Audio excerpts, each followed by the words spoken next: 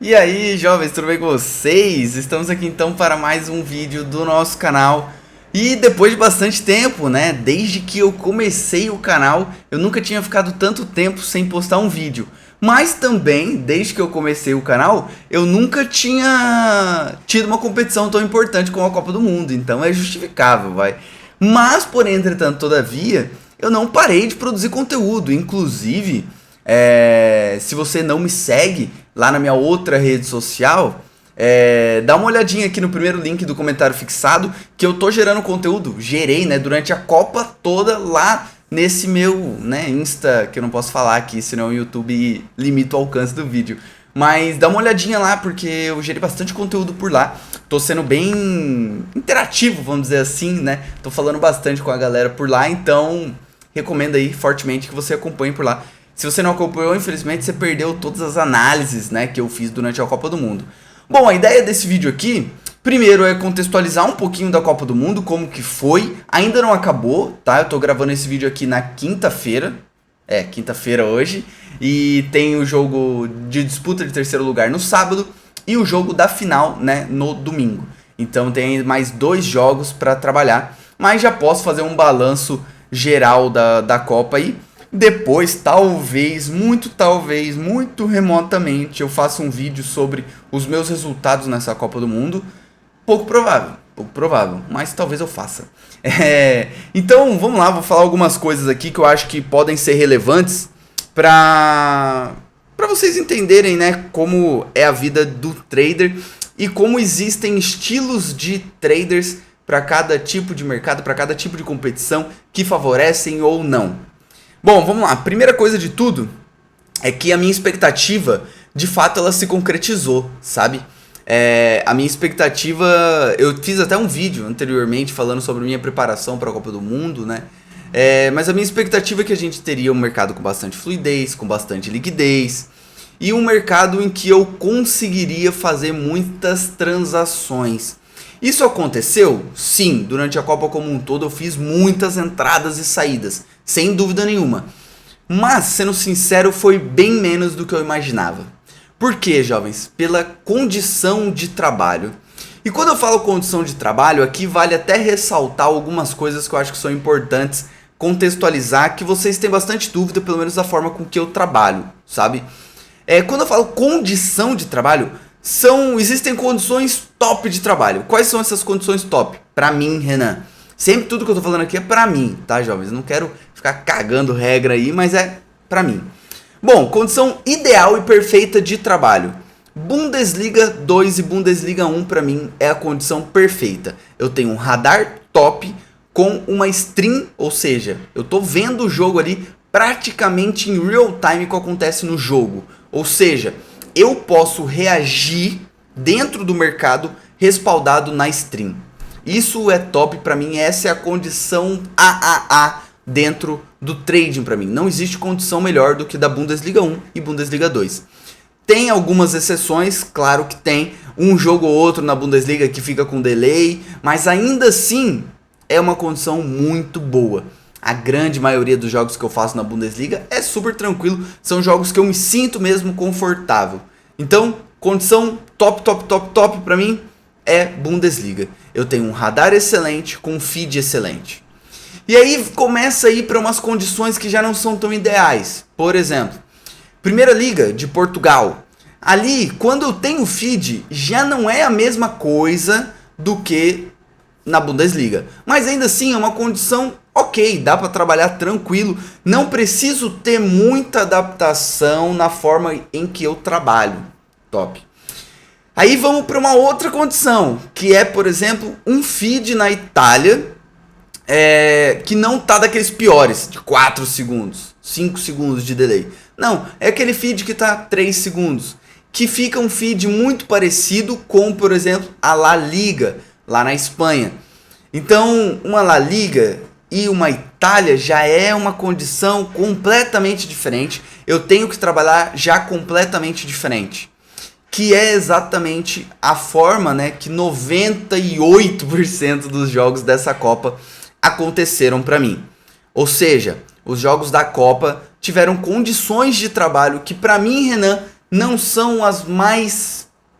É difícil falar isso, mas não são as condições ideais que eu gosto de trabalhar. Ou seja, requer uma adaptação da minha parte. Ou seja, eu tenho que trabalhar dentro de um cenário global que não é muito o meu carro-chefe, que não é o que eu tô acostumado, que não é o que me faz ficar 100% confortável dentro do mercado. Ou seja, dentro de um mês normal de trabalho, eu faço, 90% jogos em que eu tenho condições boas de trabalho. Esses 10% é pouco volume. Eu faço ainda, mas ainda assim não é um volume gigantesco. Nessa Copa, infelizmente, esses 10% virou 90%, sabe? Ou seja, a maioria dos jogos ali eu não tinha boas condições. Então, foi muito difícil. Eu falei tudo isso pra quê? Pra vocês entenderem um pouco do que eu considero ser uma condição ideal de trabalho. Eu tenho que ter um radar muito bom, que nessa Copa o radar é bom, mas não é o mesmo tipo de radar que eu tenho na Bundesliga. E também, stream rápida. Pra mim isso faz total diferença. Na minha confiança, na minha agressividade dentro do mercado.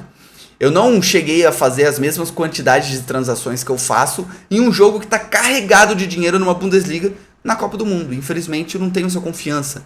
Eu não tenho a quantidade de informação que eu tenho com o feed. Seja pelo posicionamento dos jogadores, seja pela lógica dos 5 segundos, que eu já falei aqui no meu canal várias vezes, seja pelo radar, que não é o mesmo, que também não me dá a informação mais fidedigna possível, como o radar da Bundesliga me dá. Então é complexo. Sendo sincero, é complexo. Então não foi fácil. O começo ali da Copa pra mim foi bem complexo. Tive, uma variância bem forte. E na Copa do Mundo como um todo, assim, as coisas estão acontecendo todas ao contrário pra forma que eu trabalho, tá? O que significa as coisas acontecerem ao contrário? É um momento claríssimo em que o mercado vai ficar lateralizado. E isso nessa Copa tá acontecendo demais. Coisa que já acontece em outros campeonatos.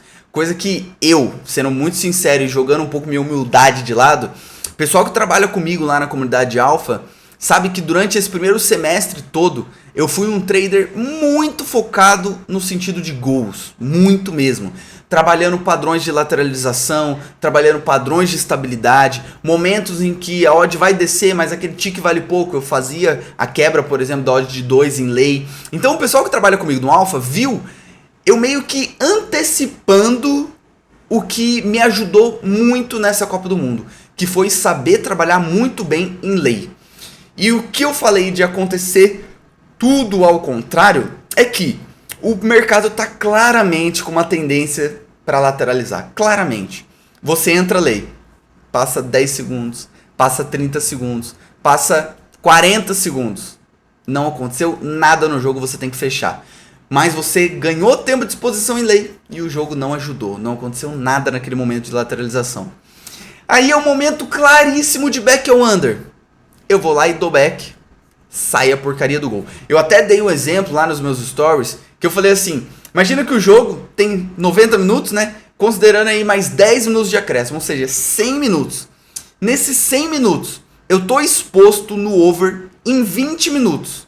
E eu tô exposto no under em 5 minutos.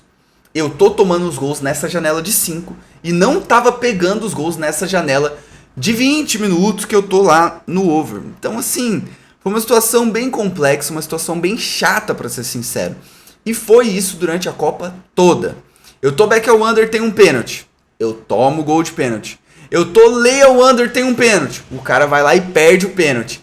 Cara, foi bizarro. Isso aconteceu durante a Copa todinha. Não interessa se foi na primeira rodada ou se foi agora na semifinal.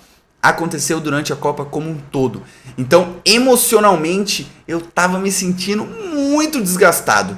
Porque por mais que eu tava tomando decisões que eu acho que tem valor, que eu tenho muita convicção que tem a ver mais, cara, as coisas não estavam acontecendo, sabe? Demorou muito. E essa Copa, em linhas gerais, deu muita oportunidade. Vou dar um exemplo aqui. Para pegar leis a 01, 02 e 03. O mercado deu muita oportunidade disso. Muita mesmo. Sabe quando que foi acontecer esse gol? Só nas fases mata-mata. Que aí aconteceram 3 gols seguidos ali. Praticamente a 01, 02, 03. que deu pra pegar, e aí sim, foi lindo, foi maravilhoso, eu fiz um bom lucro ali naqueles gols que eu peguei a 0-1, 0-2. Mas cara, pelo volume de oportunidade, a gente tinha feito mais de 40 jogos e não tinha tido um gol a 0-1, 0-2, com muito valor. Às vezes você tinha 2 ataques a favor da sua posição, bola parada a 0-1, 0-2 e nada do gol sair. Só foi sair 3 gols depois, já na fase de mata-mata. Salvo engano, mas eu acho que foi na fase de mata-mata, sim, que saiu, ou na última rodada da primeira fase. Mas eu acho que foi na fase de mata-mata. Então, cara, assim, aconteceram coisas bizarras, muitas oportunidades mesmo, que eu sinto que, assim, aleatoriamente, acabou que essa Copa foi cruel para quem trabalha mais respaldado no mercado, na leitura de lance. Primeiro, pelas condições de trabalho e segunda, pela aleatoriedade de curto prazo. É um momento claro de back, você dá back, toma o gol. Isso aconteceu muito. E, assim, vocês poderiam até estar vendo esse vídeo e falar assim, pô, Renan, isso é choro, não sei o que. Cara, não é choro. Porque quando é uma coisa que acontece só comigo, talvez eu esteja trabalhando mal. Mas eu trabalho com um grupo de pessoas e de traders que são mesmo muito bons mesmo. Não é 2 traders consistentes, não, são 10, 15 traders ali no alpha que são consistentes e trabalham ganhando dinheiro e muito dinheiro há muitos anos. E todo mundo passar por essa mesma variância ou sofrer esse mesmo problema não é normal, não é uma coisa que, assim, esteja dentro de uma curva de normalidade. Com certeza, infelizmente, né, nessa Copa existiram muitas situações de variância negativa mesmo, não tem muita volta a dar, como os Tugas costumam dizer. Aconteceu. Mas, vamos lá, o meu resultado foi muito bom até agora, né? Falta 2 jogos, então o resultado pode ser um pouco melhor ou um pouco pior. Dificilmente vou estragar a minha Copa do Mundo em 2 jogos. E assim como dificilmente vou melhorar muito a minha Copa do Mundo em 2 jogos. Meu resultado tá bom. Inclusive aqui no canal eu parei de fazer vídeos de fechamento, né? Então vocês estão completamente cego com relação ao meu resultado, a menos que você trabalhe comigo lá na comunidade Alpha, aí você já tem uma noção um pouco melhor de como está meu desempenho, mas eu consegui subir o meu PL de antes do meu casamento. Então o meu PL ele já está em um outro patamar e durante essa Copa eu consegui manter esse patamar que eu vinha tendo. Então não vou falar que é ruim, por quê? Eu não trabalhei dentro da minha zona de conforto, eu não trabalhei dentro de um cenário que eu acho confortável e em que eu tenho as melhores condições de trabalho. Então não tá ruim, tá ótimo. Se você me perguntasse antes da Copa, bom, Renan, se você tiver a condição de trabalho de uma La Liga, por exemplo, durante a Copa toda, e você fizer o resultado acima da sua média que você vem tendo nos últimos meses, você tá satisfeito? Eu falaria pra você que sim. Então, pensando agora com o copo meio cheio, né? Cara, foi bom o resultado, não dá pra eu reclamar, não. Poderia ter sido muito melhor? Poderia, se o mercado, se a aleatoriedade, se, sei lá, os deuses do trade, como vocês queiram chamar, não tivessem jogado tanta aleatoriedade pro curto prazo. O que foi muito bom nessa Copa, e assim, bateu de maneira até que tranquila. Leitura de jogo. Cara, você olhando pro jogo, você viu que uma equipe tá superior, você dava o back àquela equipe e o gol saía. Assim, foi de fácil leitura. E de fácil leitura e de fácil confirmação em jogo. Porque não adianta você ter uma leitura muito clara e o jogo não confirmar.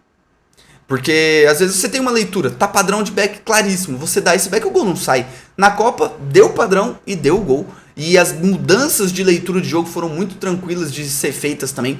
Vou dar um exemplo, no jogo de ontem, né, da França ali em Marrocos. Cara, depois do 1-0, teve um padrão muito claro ali de... não sei se de back Marrocos, mas teve um padrão claro ali para você dar um lay à França, ganhando por um gol de diferença. Eu entrei lay a 1,21, por exemplo, só para dar um exemplo de um trading aqui. Entrei ali lay a 1,21, consegui reduzir minha posição a 1,25.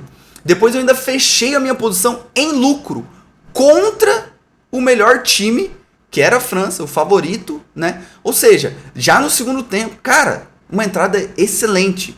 Excepcional. Nesse caso, especificamente, não confirmou com o gol. Depois acabou que a França até fez o gol, o 2-0. Mas eu não tomei esse head de 20% porque o jogo deu leitura para eu fechar, entende? Então foi muito top mesmo. Pra leitura de jogo, acho que essa Copa foi excepcional. E se você tem mais essa veia de entradas de longa exposição, cara, eu acho que a Copa foi tranquila pra você, porque deu leitura tranquila, sabe? No mais, o que aconteceu nessa Copa que, assim, mais um motivo pra gente ficar muito chateado mesmo com essa aleatoriedade de curto prazo. As oportunidades que os mercados FT deram durante o mercado HT foram absurdas. Absurdas. É papo de você ficar 10 minutos exposto em lei, perdendo 3 ticks no mercado de gols FT, e o gol não sai. Não sai. De jeito nenhum. É bizarro, é inacreditável, mas isso aconteceu em muitos jogos. Você tava lá, lei. Ah não, o gol vai sair. Passa 5 minutos, você ainda lei, o mercado não te obriga a fechar essa posição. E você, meu Deus do céu, não vai sair um gol, o jogo não sai o gol. Cara, aconteceram muitas oportunidades. E essas oportunidades, tanto em back quanto em lei. Vou dar um outro exemplo pra vocês. Um jogo como o da França, que tá fresco na memória aqui agora. Mas aconteceram em vários jogos. O jogo começa ali com odd do limite HT a 2,40, 2,35, 2,34 ali, 2,32. E aí o jogo começa calmo, sereno. Essa odd, antes dos 10 minutos de jogo, ela já tinha quebrado 2. E aconteceu em muitos jogos, deu para aproveitar bastante essas oportunidades. Ou seja, mesmo com odds amassadas, que foi um outro detalhe que eu não comentei com vocês ainda, mesmo com odds amassadas, o mercado ainda tinha margem para enterrar e para descer com força e quebrar a odd de 2 antes dos 10 minutos em um jogo de Copa do Mundo, entre, por exemplo, uma seleção que é super favorita contra uma outra. Super favorita nem digo, mas uma seleção que é favorita contra uma outra zebra. Cara, isso aconteceu em vários jogos. Antes dos 10 minutos, a odd já tinha quebrado 2. E aí você fala, nossa, que loucura. E isso também foi um outro ponto. Por quê? Os preços nessa Copa do Mundo foram muito baixos. De verdade, os preços foram, assim, bizonhamente baixos. Quando a gente tinha uma odd interessante? Quando era um super favorito. No caso, por exemplo, Argentina e Arábia, né? Ali a odd era um absurdo, a odd era alta de fato. Mas em linhas gerais, durante toda a Copa, os mercados de limite FT, por exemplo, começavam abaixo de 10, quase que em sua totalidade. Uma odd de Série B do Brasil, por exemplo. Complicado, né? Já não é tão tranquilo assim de você trabalhar, porque o mercado ele não te dá tanta margem, né, para você ficar back. O mercado não perdoa tanto assim os seus erros. Porque se você errar um back, você vai sair em red nesse tipo de mercado. Enquanto numa Bundesliga, mesmo que você erre o timing do back, o mercado ainda vai descer ou vai lateralizar e você vai conseguir fechar ainda no mesmo preço que você entrou. Aqui não. Aqui se você forçasse seu back lá embaixo, cara, você ia fechar com 2, 3, 4 ticks de red, dependendo da sua leitura, o quão ruim essa leitura foi. Então assim, em linhas gerais, eu achei que pelos desafios que essa Copa me impôs, meu resultado foi bom, consegui manter o meu novo patamar de PL, não é ruim, não dá pra eu reclamar, mas fica aquele gostinho amargo de tipo assim, cara, mesmo com essas condições ruins, mesmo com essas odds horrorosas, se a variância não tivesse me pegado tanto, cara, dava pra ter tido um resultado muito bom mesmo. Eu especulo que pelo menos o dobro do resultado que eu tive. Pelo volume de oportunidades que eu tive em lei e o gol não saiu. E pelo volume de oportunidades que eu tive em back e o gol saiu. Então, aleatoriamente acontecem coisas que não tem muita explicação. Mas é seguir trabalhando. Agora, sendo sincero, eu vou tirar um pouco o pé. Esse final de ano eu vou... Não vou tirar férias não. Mas eu tenho outros projetos em paralelo que eu já comentei com o pessoal lá da minha outra rede social, inclusive. Que eu tô estudando bastante programação, então... Tem alguns projetos pessoais envolvendo programação, alguns projetos de empresa também que envolvem programação, então eu devo focar um pouquinho nisso, nesse final de ano principalmente. Já estou fazendo isso, agora eu estou gravando esse vídeo para vocês, eu vou preparar tudo aqui, não sei quando eu vou postar, mas talvez eu poste amanhã na sexta-feira. Devo fazer isso agora, mas depois já vou voltar aqui nos estudos em programação, que é algo que está consumindo bastante meu tempo, eu estou gostando de fazer e eu acho que tem um futuro muito interessante aí. Para mim, pessoa física, né, como trader ali, e também para empresas, para projetos aí que eu tô fazendo. Então eu devo tirar um pouquinho o pé do trading nesse final do ano. Meu ano como um todo Vai muito bem, obrigado. Depois eu devo fazer um vídeo de fechamento. Mesmo eu ficando um mês, né, sem trabalhar. E agora, nesse final de ano também eu vou diminuir um pouco a carga. Então vai dar aí, sei lá, uns 40, 50 dias que eu não trabalhei. Inclusive depois isso é um ponto importante que eu vou comentar com vocês. Ao longo de 365 dias, né? Quantos dias eu trabalhei, isso é curioso. Quero compartilhar com vocês também. Então, enfim, devo gravar um vídeo de fechamento anual aí pra... Não mostrando meu resultado, que isso aí eu acho que eu não vou fazer mais. E tem muitas pessoas me perguntando sobre isso. E se você ficou aqui até o minuto 20, você merece essa explicação, né? Por mais que eu já tenha comentado lá nas minhas outras redes sociais, no meu Telegram também. Mas eu acho que vale a pena com você que assistiu esse vídeo até o minuto 20 aí. O que acontece, jovens? Eu simplesmente postei durante um ano aqui meus resultados, né, de maneira pública aqui no YouTube. E eu nunca achei que isso me atrapalharia dentro do mercado, né, que isso me colocaria uma pressão a mais. E, de fato, eu acho que não colocou, sabe? Sendo muito sincero. Mas o fato é que eu comentei com vocês que eu ia sair no Lua de Mel e depois que eu voltasse eu ia testar várias coisas e que eu não ia ter essa pressão de vir aqui postar resultado pra vocês. E jovens, o fato é que meu resultado melhorou. Se foi por causa disso, eu não sei, sendo muito sincero. O que nasceu primeiro, né? O ovo ou a galinha? Não dá pra você saber o que foi.